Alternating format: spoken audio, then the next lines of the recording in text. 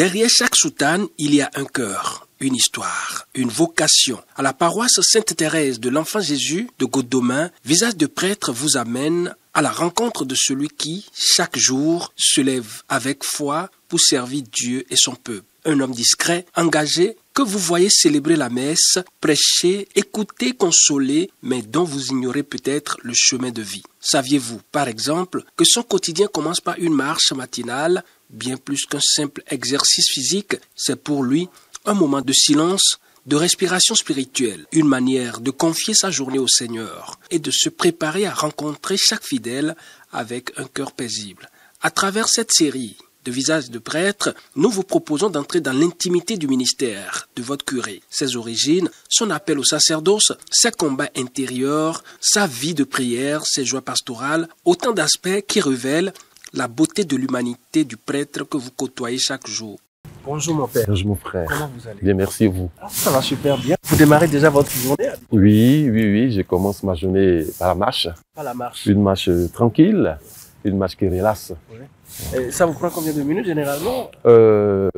Environ 30 minutes. Environ 30 minutes. Oui. Un prêtre, est-ce que c'est souvent facile de s'adonner à cet exercice-là au quotidien quand on sait déjà que vous n'avez pas souvent le temps, c'est plus compliqué avec l'agenda chargé que vous avez? Comment ça se passe souvent? Comment vous arrivez quand même à dégager ce temps-là? Ben, c'est vrai que ça peut être contraignant, sinon que c'est contraignant, mais c'est la discipline.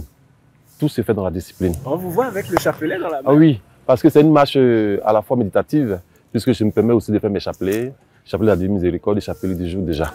Alors, chers amis téléspectateurs, nous démarrons donc notre journée avec le curé de la paroisse Sainte-Thérèse de l'Enfant Jésus de Godemain. C'est parti pour sa journée à lui, une marche pour tout démarrer. Et vous allez nous suivre de bout en bout jusqu'à la fin de cette journée. Merci mon père et bonne marche à vous. Merci à vous.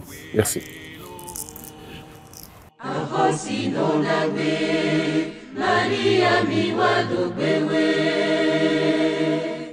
Le jour vient de se lever, tandis que la ville s'éveille. Lui, il est déjà en marche. Voici le visage d'un prêtre dans toute sa simplicité et son engagement quotidien sacerdotal.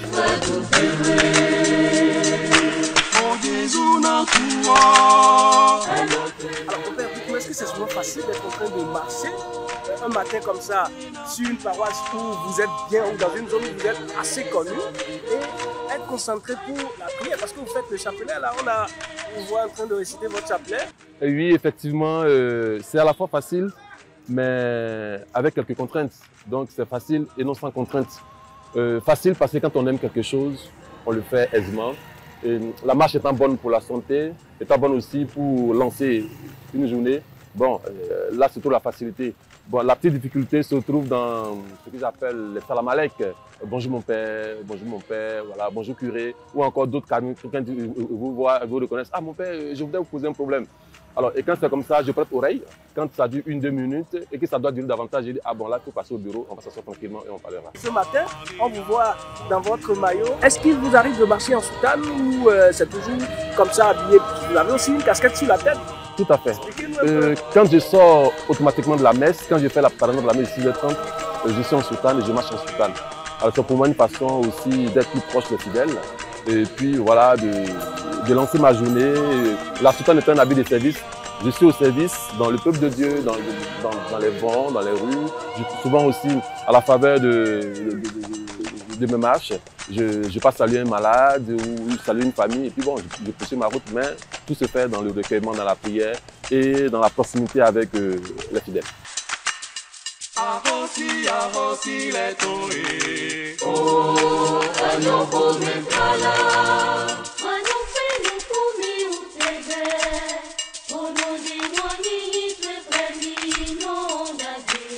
Mon père, retour à la case départ après une vingtaine de minutes de marche. Oui. On a fait quand même le tour.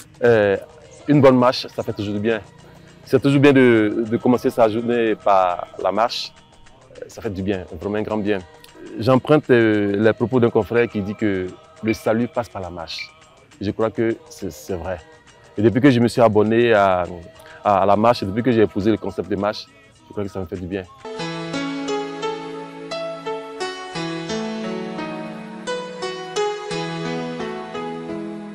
Trouver dans ma vie ta présence, tenir une lampe allumée,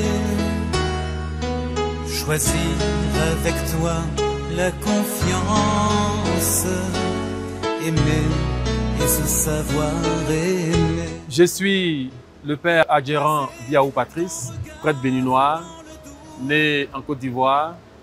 Je suis originaire du Savet, prêtre eudiste, donc de la congrégation de Jésus et Marie, comme nous appelons la congrégation des pères eudistes. Curé de cette paroisse Sainte-Thérèse depuis septembre 2023. Né en Côte d'Ivoire, au centre nord du pays, précisément en Bayakro, dans la région de Boaké. J'ai grandi en Côte d'Ivoire, où j'ai eu une enfance ordinaire, une enfance normale. J'ai fréquenté l'école primaire de la petite ville où je suis né, qu'on appelle Mbayakro. Admis à entrer en 6e, j'ai aussi fait le collège de la petite ville. Et arrivé au collège, donc après le brevet, j'ai continué dans le même établissement. Nous étions la première promotion en classe terminale. Et c'est là aussi que j'ai eu mon bac. C'est après mon bac obtenu en 1997 que j'ai foulé pour la première fois le sol béninois, parce qu'après le bac, je suis venu au Bénin pour l'université. A été donné au ciel et sur la terre.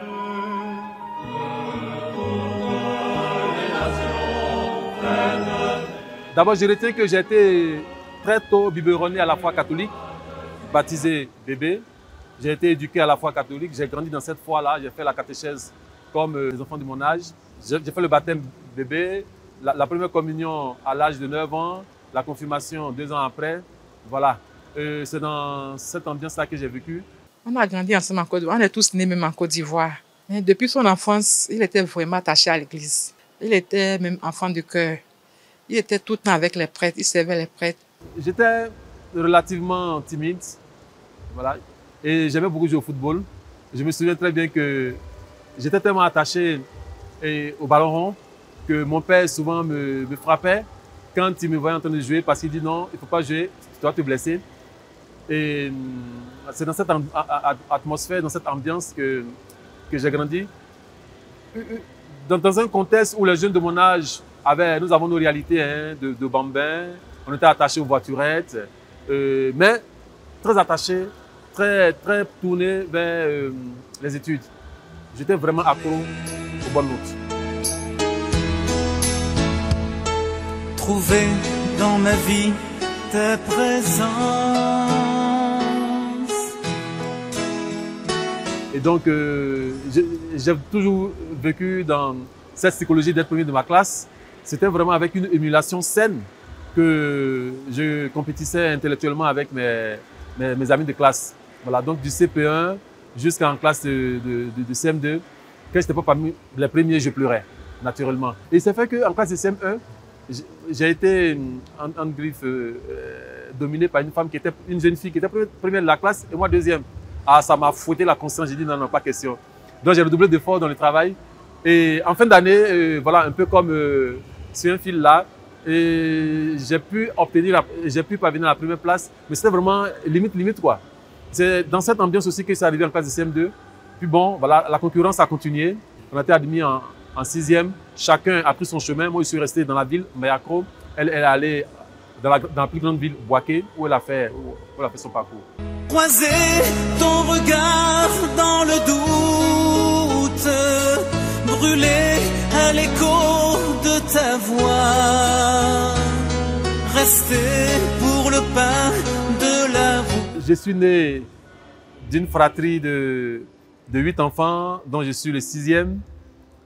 Et j'ai été élevé dans la foi chrétienne, élevé à la parole et à la chicotte, parce que mon père, quand il parlait, il fallait obéir. Et la vocation est née en classe terminale. Et quand j'étais en train de préparer le bac, donc à quelques mois du bac, l'envie de devenir prêtre m'a envahi. Je ne sais pas d'où c'est venu, mais c'est arrivé comme ça. Je me souviens très bien que quand j'ai préparé le bac, à 2 semaines de l'examen, je travaillais dans une salle de la mission catholique qui était proche de notre maison. Et puis un jour, il y a une religieuse qui s'appelle Sœur Lucette qui entre dans la salle, elle ouvre la porte de la salle, elle me voit attabler, en train d'étudier, et puis elle me dit, mais c'est qui es-tu? Je me présente, je dis, je suis Adjérant Patrice. Elle me dit, ah, tu fais quelle classe? Et puis, je lui dis, mais je suis en classe terminale. Elle me dit, ah, mais c'est bien. Et elle fait semblant de sortir. Et puis, elle me dit, mais tu comptes faire quoi pour le bac? C'était une question que j'attendais d'ailleurs. J'ai dit, ah, je vais devenir prêtre. Elle dit, ah, ok, c'est bien. Elle est partie.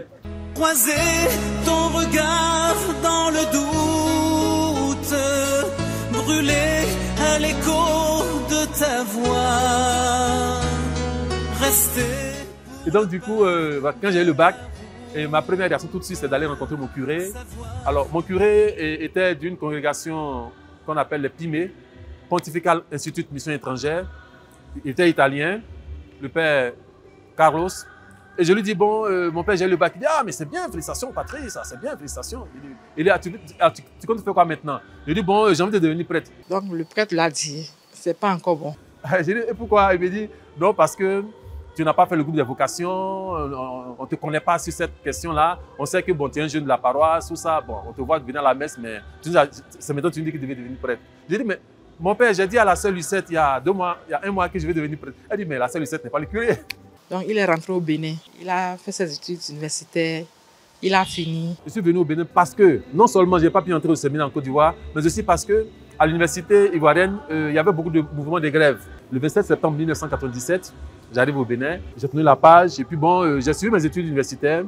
Première année, deuxième année, troisième année, l'idée me revient encore à l'esprit, de devenir prêtre. Entre-temps, je cheminais avec une jeune fille, mais on cheminait dans la chasteté, dans le respect du prochain. Vraiment, j'ai cheminé avec cette fille qui était croyante comme moi, qui était pieuse comme moi et qui vraiment craignait Dieu. Donc nous avons cheminé dans la chasteté. On regardait si on était fait l'un pour l'autre. Et c'est de ça que l'idée m'est revenue encore à l'esprit. Je vais rencontrer le curé de la paroisse qui se trouve être le père Pierre Marchand qui a construit cette belle église et dont nous sommes si fiers. Je vais voir le père Marchand qui m'a accueilli. On s'est assis, il m'a écouté, j'ai posé mon problème. Il m'a dit, ah bon, tu veux devenir prêtre, c'est bon, mais tu vois que tu es en classe, tu es en année de licence de droit. Je propose que tu continues tes études, que tu ailles jusqu'au bout, puis après on verra, ok, puis bon, voilà, il m'a bien laissé partir. J'avoue que, contrairement à la première rencontre avec le père Yodé, celle-là était, voilà, j'étais plus ou moins satisfait. Il a même trouvé du boulot à Porte-Nouveau. Donc mon frère a dit non, que lui, qui veut être prêtre, que Dieu l'a appelé, qui va au séminaire, qui va en Côte d'Ivoire. Donc, quand il a annoncé ça aux parents, notre papa n'était pas d'accord. Trouver dans ma vie ta présence. Et donc, en 2003, nous sommes passés de l'idée à l'envie. Je ne pensais qu'à ça.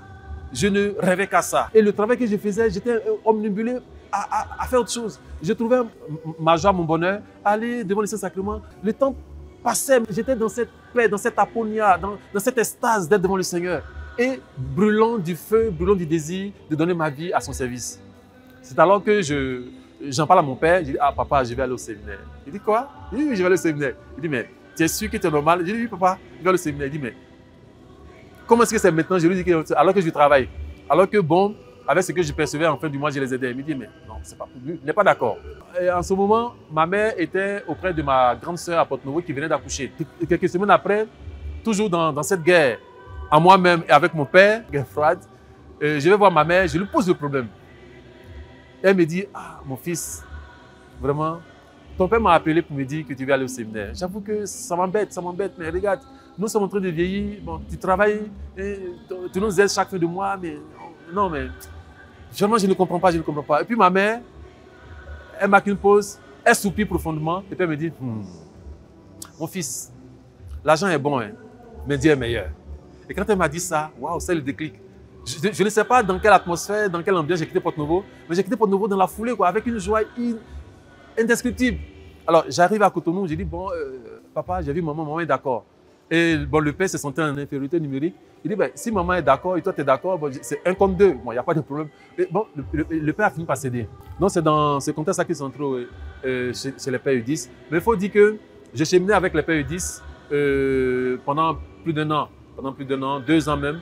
Et bon, cette année-là, on m'a demandé, est-ce que vous voulez rentrer? J'ai dit oui, je suis rentré, voilà, en septembre 2003.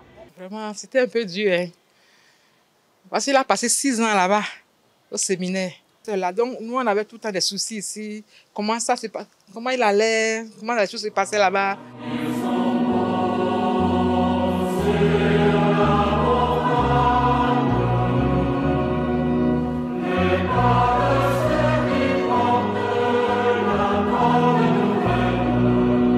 Pour moi, ce que je suis, je le dois entièrement au Seigneur. Pas de moi-même, pas parce que je suis intelligent. Non, non, non, je ne suis pas le plus intelligent. Mais le Seigneur, par pitié, je le dis, par compassion, par miséricorde, m'a choisi et m'a mis à son service. Donc, ce que je suis, je le dois entièrement au Seigneur. Voilà. Et ma vie est à Dieu, qu'il en fasse ce qu'il veut. Voilà pourquoi j'aime bien ce chant. Dans la joie, je te donne ma vie. Fais-en, Seigneur, ce que tu veux. C'est ça. C'est bien, moi, bien.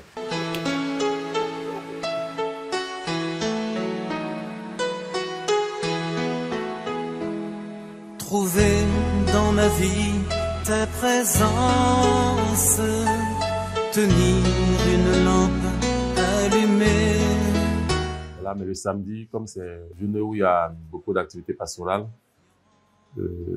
on fait les lots en privé, donc pour permettre aux différents membres de la communauté de vaquer les occupations pastorales sans être contraints par quoi que ce soit. Pour ce qui concerne les lots de ça, c'est la première forme. La deuxième forme, j'aime souvent faire, quand c'est en privé, faire mes lots, dire mes lots devant le Saint-Sacrement, comme le curé d'As s'y plaisait d'ailleurs dans le temps. Et la troisième forme, c'est comme aujourd'hui dans mon bureau, en face de mon oratoire dans le bureau, et je fais mes lots.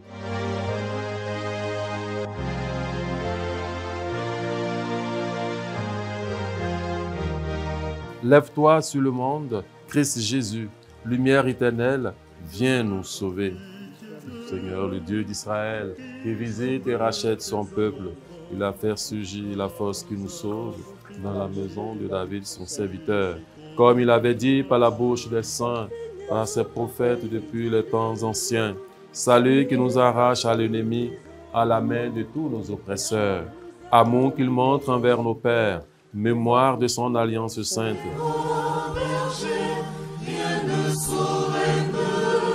Alors, mon père, Oui, nous venons de finir les lots ce matin, après la marche, la messe tout à l'heure.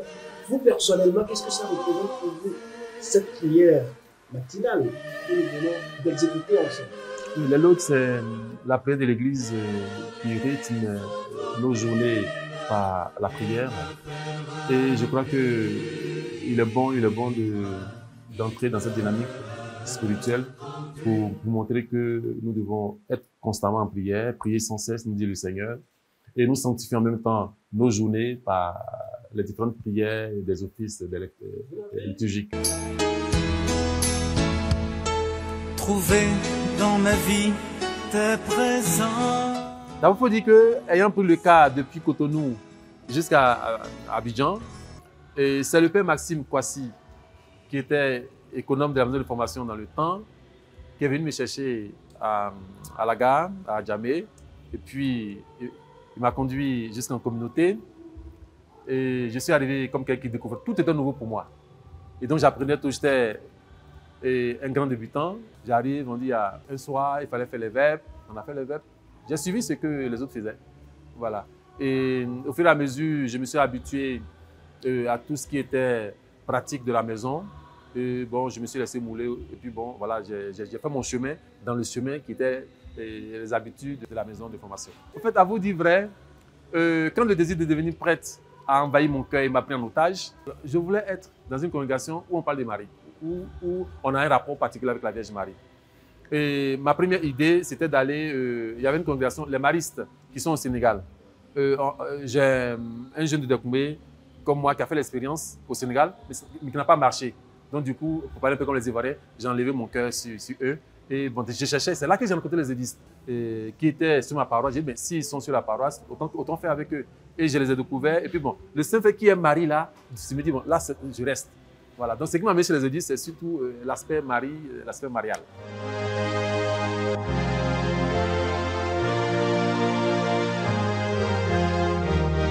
J'ai été ordonné par imposition des mains de Monseigneur Ambrose Mada, qui était nonce apostolique en Côte d'Ivoire, le 11 juillet 2009, à la paroisse Sainte-Famille de la Riviera, à Abidjan, en Côte d'Ivoire. C'était sous une pluie battante. Je me rappelle comme c'était ce matin. La pluie a commencé à 4 h du matin et a pris fin après 14 h. Nous avons dû braver la pluie pour aller à cette ordination. Et l'église était pleine, hein? Malgré la pluie, l'église était pleine. On était 4. Et le souvenir que je garde tout de suite, qui me frappe à l'esprit, c'est tout ce que nos jeunes frères en formation ont fait pour tout préparer. L'aspect matériel, le repas, tout ce qui était... la fête a vraiment été préparée par nos jeunes frères qui vraiment ont beaucoup travaillé.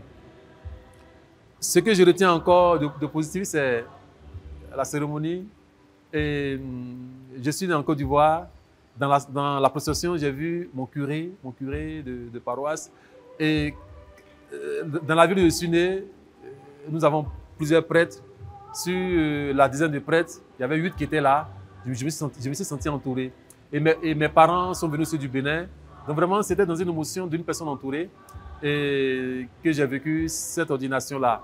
Bon, le premier à imposer les mains, c'est bien sûr l'évêque, Monseigneur Ambrose Mada, dans sa apostolique en Côte d'Ivoire, dans le temps. Et puis bon, après, je crois, il y a eu le supérieur de la formation dans le temps qui était le père Bernard Quentin. Vraiment, c'était avec une émotion sereine.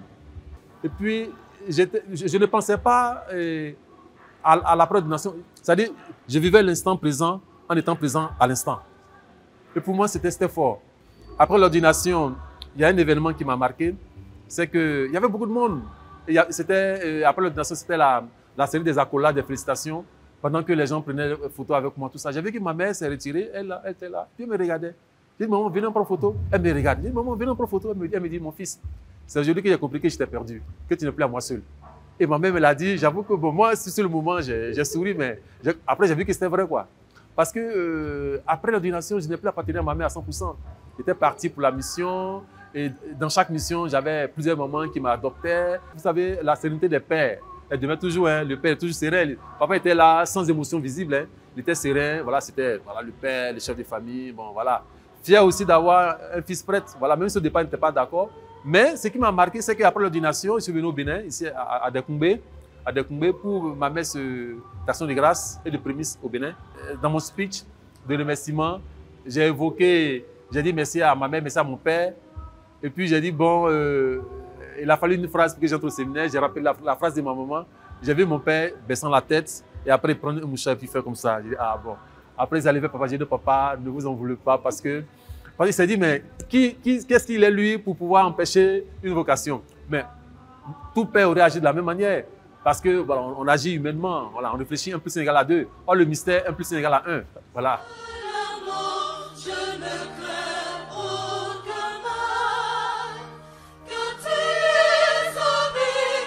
La première fois que je me suis paré de mes ornements sacerdotaux, je l'ai fait avec tremblement. La crainte habitait mon corps et mon cœur. Parce que j'approchais un mystère tellement grand et je me sentais si petit. Et le fait d'approcher me rendait grand. J'avais peur de ce mystère-là. Vous voyez? Parce que ce que nous vivons en portant ces ornements sacerdotaux, c'est plus grand que ce que nous pensons.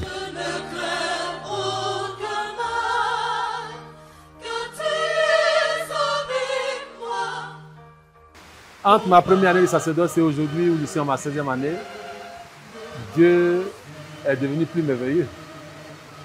Oui, plus merveilleux parce que il fait chemin avec moi et chaque jour il se découvre à moi. Il me laisse le découvrir davantage. Il me laisse faire l'expérience de son amour. Parce que quand je prends du recul, je me dis que je suis le fruit de son amour quotidien. Et il devient davantage Dieu dans ma vie.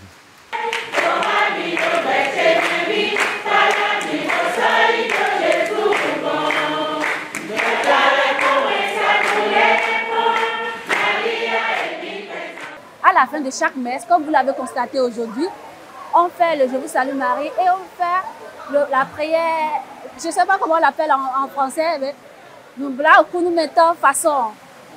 Et chaque fois, moi je ne connaissais pas la prière, mais en venant, je l'ai su.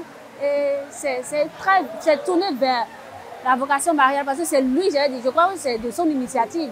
On a commencé, on a fini en mai, mais tellement il y avait des témoignages qu'on a dû continuer toujours pour honorer la très sainte Vierge Marie.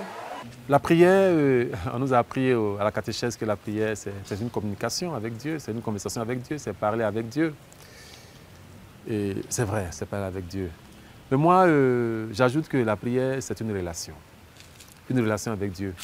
Une relation avec un être peut-être invisible, mais un être réel. Et quand on vit la prière comme une relation, la communication devient permanente. Donc du coup, la prière, elle est permanente. Je peux être en train de marcher et de prier. Je n'ai pas forcément besoin d'être dans une église, devant le sacrement pour prier. Je peux aussi prier étant sur ma moto, je prie, dans ma voiture, je prie.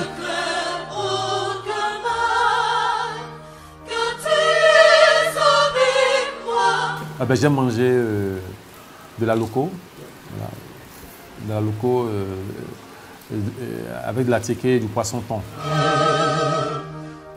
Il y a un document écrit par Monseigneur Pascal Onkoué, intitulé « Je vous êtes un bon prêtre ». Je l'ai déjà lu 7 fois. Et j'ai encore le lire pendant les vacances. C'est-à-dire quand je suis en voyage, quand j'ai une minute, je prends, je le lis parce que c'est riche pour moi. Et puis le père Alphonse Kenom a aussi écrit un livre, c'est un petit livre comme ça, intitulé « Lettre à mes confrères prêtres ». Je lis ça aussi. C'est vrai que quand il y a la pression, il faut décompresser, n'est-ce pas? Et moi, je décompresse souvent en regardant les matchs de football. Je suis le supporter numéro 1 du Barcelone, de Barça FC, c'est la paroisse. Voilà. Barça à mort, Barça pour la vie. Ouais, c'est ça. Donc, je supporte le FC Barcelone. Puis bon, une autre distraction, c'est que je marche et souvent dans mes marches, les bains de foule, je discute avec les gens. Voilà. Alors, comme la vie de tout homme, ma vie est constituée de peines et de joie. Les peines, je les présente au Seigneur et les joies, je rends grâce à Dieu. Et c'est ainsi que va la vie. Parce que je suis très heureux d'être prêtre, heureux de donner ma vie à servir les hommes et à servir Dieu. Et je crois que pour moi, c'est d'abord un honneur que Dieu me fait d'être prêtre et c'est un bonheur qui accompagne l'honneur. Et c'est fort pour moi d'être prêtre. Et aujourd'hui, je crois que je suis prêtre et je le suis par amour et je ne le cache pas. Pour preuve, ceux qui me connaissent, ceux qui me côtoient, me voient rarement en civil. Très rarement en civil. Parce que je suis pour la plupart du temps en soutane, que je porte au moins vite. Et une fois, voilà, pour vous choquer un peu, peut-être. Quelqu'un m'a invité en boîte, j'ai dit, bon, je viendrai, mais à condition que je vienne en soutane. Et la personne m'a dit, ah non, en soutane, pas ici. Je ne suis pas allé. Là, c'est pour moi, la soutane, c'est. Voilà. Je dors même en soutane, vous voyez.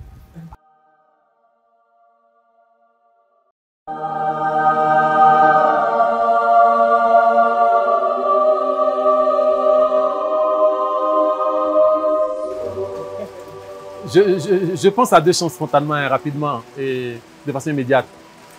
Un chant beaucoup plus exécuté en Côte d'Ivoire.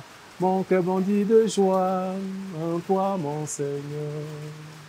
Mon cœur bondit de joie en toi, mon Seigneur. Tu fais de moi ton messager, pourtant je suis faible.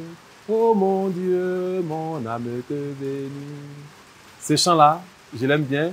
Ce chant a été exécuté à mon ordination et c'est un chant que j'ai gardé toute ma vie. Un autre chant que j'ai entendu exécuter à Mohamed Station de Grâce ici à Dekoumé, c'est un chant Nago. Je suis Nago de Savère, voilà. Je suis un digne fils de Savère. Ce chant dit Ara ediden eba miyo enyami eba miyo oluwa mi logbe miga. Voilà. Vraiment, habituellement, il n'y a pas d'appel. Mais quand tu appelles, parfois ça sonne, il ne décroche pas. Même quand tu envoies des messages, là, il ne rentre même pas dans les messages. Il ne lit même pas les messages. Quand il m'a appelé la dernière fois, là, j'étais même pas dans la maison, j'étais au dehors. Quand ma fille a dit, maman, c'est mon père t'appelle. J'ai sauté, j'ai couru pour l'arracher dans le portable. Ah, vraiment, il était content de le jouer. Mon père, pour la voir, c'est difficile. Hein. Je lui demande de temps en temps de penser à nous, à sa famille, à ses soeurs, à ses frères, de beaucoup penser à nous. Parce qu'il nous manque beaucoup. Il nous manque beaucoup. Parfois, on a envie de l'appeler pour lui parler. On se dit, mais il est occupé. il n'a pas le temps. Donc, on lui demande vraiment de penser à nous, au moins un temps pour nous parler, pour nous appeler, nous parler.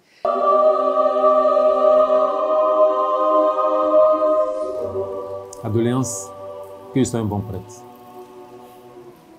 Que je sois un bon prêtre. C'est la doléance que j'ai à dire. Maintenant, si je devais revenir encore à la vie, je choisirais d'être prêtre.